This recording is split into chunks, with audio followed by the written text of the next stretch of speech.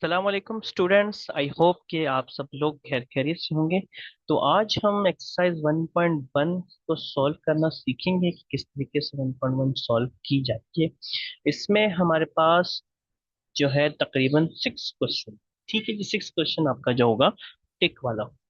ठीक है जी, तो हम इसको सॉल्व करते हैं। मेरे पास नोट्स मौजूद हैं, हम उससे इसको सॉल्व करते हैं। तो एक्सरसाइज 1.1 में सबसे पहला क्वेश्चन ये कहता है कि identify the following numbers as rational and irrational numbers and also write each one in separate column. ठीक है जी, तो आपने मतलब कि सेपरेट करना है रेशनल इर्रेशनल नंबर्स। ठीक है जी, तो हमें मालूम है कि हमने रेशनल इर्रेशनल को हमने पढ़ा है कि रेशनल कौन से नंबर्स होते हैं। रेशनल नंबर्स वो नंबर्स होते हैं जो क्या हो, या तो टर्मिनेटिंग हो, ठीक है जी, टर्मिनेटिंग, या फिर वो रिकरिंग। ठीक है, नॉन टर्मिनेटिंग में रिकरिंग। तो जो नंबर्स इन दोनों कंडीशंस को सेटिस्फाई करते हो या किसी एक कंडीशन को सेटिस्फाई करते हो तो वो रेशनल है। अदरवाइज वो हमारे पास इर्रेशनल नंबर हो जाते। ठीक है जी, इर्रेशनल के लिए सिर्फ non terminating and non recurring condition. ठीक है जी, वो नॉन रिकरिंग होंगे। After the decimal point they will have no same pattern. Like for example, जैसे कि 1/5 है। अगर हम 1/5 को सॉल्व करने की कोशिश करेंगे, यानी कि इसका डेसिमल निकालेंगे, तो ये आ जाएगा 0.2, यानी कि ये टर्मिनेटिंग है, इसका रिमाइंडर 0 है। तो this is a rational number. Okay जी, इसलिए हमने इसको रेशनल कॉलम में लिखा। और सेकंड पार्ट में है रेडिकल 2/8। अब आपके पास जो रेडिकल के अंदर अगर आपके पास कोई ऐसा नंबर हो जो प्राइम हो, प्राइम यानी कि उसके फैक्टर्स ना हो वन और सेल्फ के अलावा, तो ऐसे नंबर्स हमेशा इर्रेशनल। ठीक है जी, तो ये आपका इर्रेशनल नंबर, इसलिए हमने इसको सेकंड कॉलम में रखा है। ऐसे ही थर्ड पार्ट है आपका, अब रेडिकल 6 है। अब रेडिकल 6 आपको मालूम है कि ये भी परफेक्ट स्क्वायर नहीं है, तो ये भी आपका इर्रेशनल नंबर होगा। 2/8 आप इसको सॉल्व कर सकते हैं, तो ये 1/4 हो जाएगा, और इसके बाद 0.25 इसका आंसर आ जाएगा, रिमाइंडर 0 होगा। तो इसका मतलब ये है रेशनल नंबर है। ठीक है जी, तो इसको हम इस कॉलम में लिखेंगे। अब 1/रेडिकल 3 आपको पता चल गया, रेडिकल 3 है, तो इसका मतलब ये इर्रेशनल नंबर। ऐसे ही रेडिकल 8 है आपके पास। अब रेडिकल 8 को अगर आप सॉल्व करेंगे तो ये आएगा 2 रेडिकल 2, यानी कि इसका आंसर भी इर्रेशनल ही होगा। ठीक है जी, because radical 2 is again irrational. अब ई है, ई की जो वैल्यू है वो भी इर्रेशनल होती है। ठीक है जी, तो ई हमेशा आपका इर्रेशनल नंबर होगा। ऐसे पाए है, पाए की भी अप्रोक्सीमेट वैल्यू हम लिखते हैं 3.142, इस तरीके से जो है आगे इसकी वैल्यू चलती जाती है, तो ये भी आपका एक इर्रेशनल नंबर है। Radical 5 again it's a prime number in radical, so it is always irrational. 22/3 को जब आप सॉल्व करते हैं तो आई थिंक 3 7 21, उसके बाद पॉइंट लेके आप 3 3 3, यानी कि ये इरेशनल नहीं है, ये रेशनल है, क्योंकि ये इसके पास कॉमन रिपीटिंग फैक्टर है। तो यानी कि जो रिकरिंग होगा वो भी रेशनल ही होगा, तो हम इसको रेशनल में लिखेंगे 22/3। अब 1/पाई, क्योंकि इसमें पाई एक इरेशनल नंबर है, तो इसका मतलब ये इरेशनल नंबर ही होगा। 11/22 को जब आप सॉल्व करेंगे तो इसके अंदर ये जो है रिकरिंग में आएगा, तो इसका मतलब ये है कि ये एक रेशनल नंबर है। तो इस तरीके से हम जो है इसका कॉलम बना सकते हैं रेशनल इरेशनल को अलग अलग करके। तो ये सारे नंबर्स रेशनल होंगे और ये वाले सारे नंबर्स इरेशनल। ठीक है जी, क्वेश्चन नंबर 2 की तरफ चलते हैं। क्वेश्चन नंबर 2 कह रहा है कि इनको कन्वर्ट करें डेसिमल के अंदर, और उसके बाद आप बताएं कि टर्मिनेटिंग और नॉन टर्मिनेटिंग डेसिमल्स कौन से।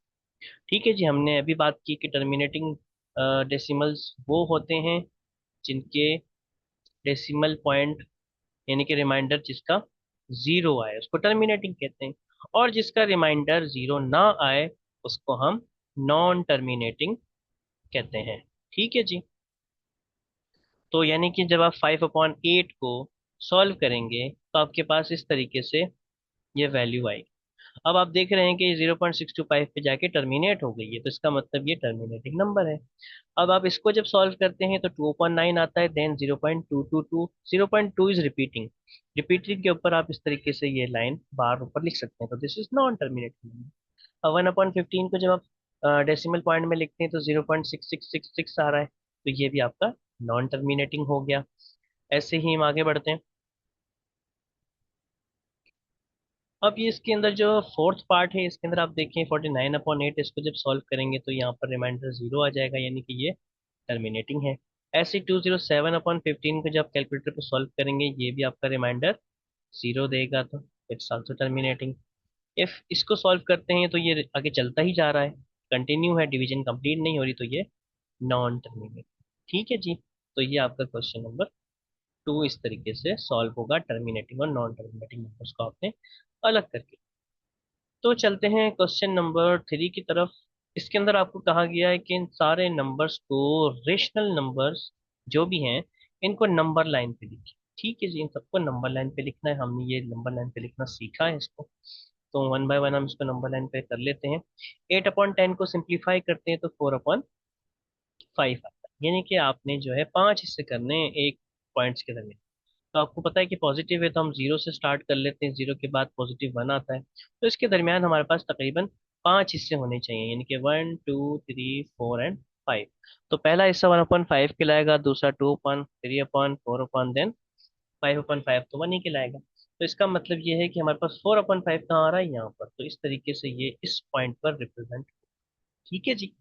ऐसे ही नेगेटिव में लेंगे तो जीरो उस तरफ हम लिख लेंगे, यहाँ से इसके लेफ्ट साइड पे अगर जाएंगे तो आपके पास नेगेटिव नंबर्स आएंगे, तो सेम कंडीशन 1/2/3 देन 4/5 इस पॉइंट पर रिप्रेजेंट होगा। ठीक है जी। थर्ड पार्ट की तरफ चलते हैं। थर्ड पार्ट में कहा गया है कि 1/4 को आप रिप्रेजेंट करें, तो 1/4 को अगर हम सिंप्लीफाई कर लें, इस मिक्स्ड फॉर्म को हम तब्दील करना जानते हैं, तो 4 1 4 होता है, ऊपर वाली वैल्यू को प्लस करते हैं तो ये हो जाएगा 5/4 इस तरीके से। ठीक है जी। तो 5/4 को हमने बेसिकली लिखा। 5/4 इज वेरी इजी, यानी कि आपको चार हिस्से करने हैं दो पॉइंट्स के दरमियान। ऐसे आपने पॉजिटिव में लेना है तो ये जीरो आ गया, इसके बाद 1/4, 2/4, 3/4, देन 4/4, यानी कि वन ही होगा। तो इस तरीके से आपके पास एक दो तीन चार हिस्से हो जाएंगे। और हमारे पास जो रिप्रेजेंट होगा 5/4 वन के बाद होगा, क्योंकि वो वन से बड़ा है, तो इस तरीके से हमारे पास ये 5/4 यहाँ पर आएगा। ठीक है जी, वन से बड़ा। अब ऐसे ही माइनस का 5/4 है तो ये माइनस वाले पॉइंट्स के पास आएगा, इस तरीके से। ठीक है जी। अब आखिरी इसका पांचवा पार्ट है इसका। पांचवे पार्ट को अगर हम देखें तो इसके अंदर जो है 2/3 वैल्यू दी गई है, 2/3 इज लेस देन 1। तो हमने यहाँ पर तीन हिस्से करने हैं, यानी कि एक दो और ये तीन, तो इस तरीके से पहला हिस्सा 1/3, देन 2/3, 3/3 को हम वही लिखेंगे, तो इस तरह से आपका जो पॉइंट होगा यहाँ रिप्रेजेंट होगा ये। ठीक है जी। सेम फॉर माइनस की साइन के साथ, अब इसको नेगेटिव में आप लिखेंगे जीरो के लेफ्ट हैंड साइड पे, तो ये यहाँ पर रिप्रेजेंट होगा। होपफुली आपको तीनों क्वेश्चन समझ में आ गए होंगे। Question number four, very simple. कह रहा है कि can you make a list of all rational या रियल नंबर्स बिटवीन 1 and 2। तो क्वेश्चन नंबर जो है आपका ये रेशनल या रियल नंबर कह रहा है। ठीक है जी, रेशनल के अंदर ही रियल और रेशनल दोनों होते हैं। तो जाहिर है आपको मालूम है कि रेशनल नंबर्स सारे के सारे नंबर्स को कहते हैं जो आपके पास मौजूद हैं, चाहे अभी रेशनल में रियल आ जाता है और इरेशनल भी आ जाता है।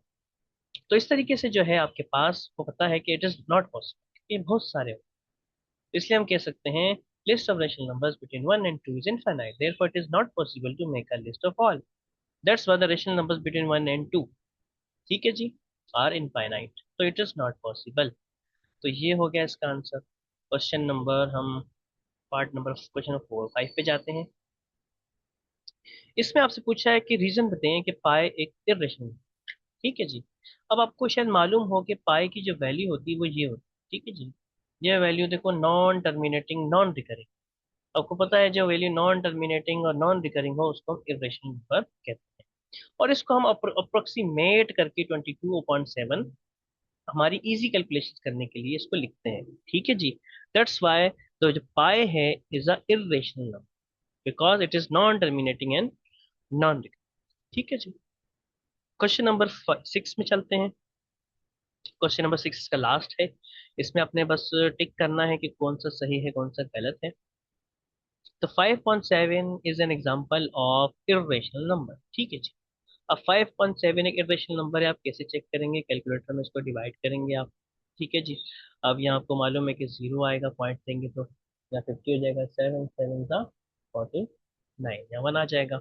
देन आप 7 का टेबल जो है 1 टाइम्स पढ़ेंगे, फिर यहाँ 3 आ जाएगा। ऐसे आप 4 टाइम्स पढ़ेंगे, फिर 2 आ जाएगा। यानी कि ये नॉन रिकरिंग नॉन रिपीटिंग है, तो इसका मतलब ये सही है कि इरेशनल नंबर ही है, that's why it is tick.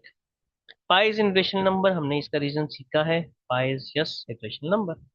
0.31591 is an example of non terminating and non repeating decimal fraction. बिल्कुल, हमने ये सीख चुके हैं कि नॉन रिपीटिंग और नॉन टर्मिनेटिंग रेशनल नंबर ही है। 0.123 is an example of recurring decimal fraction. अब यहाँ देखें, 0 पॉइंट के बाद जो 1 2 है वो डिफरेंट है। 3 आपका जस्ट रिकरिंग, ठीक है ना, तो ये रिकरिंग नहीं कहलाएगा क्योंकि 1 2 इज डिफरेंट नाउ। रिकरिंग का मतलब ये होता है कि सारे नंबर्स उसके सेम हो पॉइंट के बाद। ठीक है जी, that's why it is not a recurring number. 1/3, 2/3 and are lying between 0 and 1। बिल्कुल सही बात है, 0 और 1 के दरमियान ही 1/3 या 2/3 होगा। ठीक है जी, उसके बाद जाके 3/3 यानी कि 1 खुद हो जाएगा। तो ये सही बात है कि ये सी लाइन पर ही दोनों के 0 और 1 के दरमियान ही लाइक होते हैं। Last one, 1/3 example of rational number. Yes, it's not an example of rational number, it's an example of irrational। Radical 3 is a prime number. अब रेडिकल 3 के अंदर जो है, मतलब कि 3 is a prime in radical, so it will be irrational, तो ये cross होगा।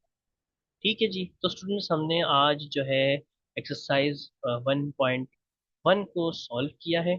इंशाल्लाह उम्मीद है कि आपको ये समझ में आ गई होगी। ठीक है जी, अगर आपको कोई भी क्वेश्चन हो तो आप कमेंट में ज़रूर लाजमी कमेंट कीजिएगा। तो आज के लिए इतना ही, जब तक के लिए आप वेट कीजिए नेक्स्ट वीडियो का। टेक केयर, अल्लाह हाफिज़।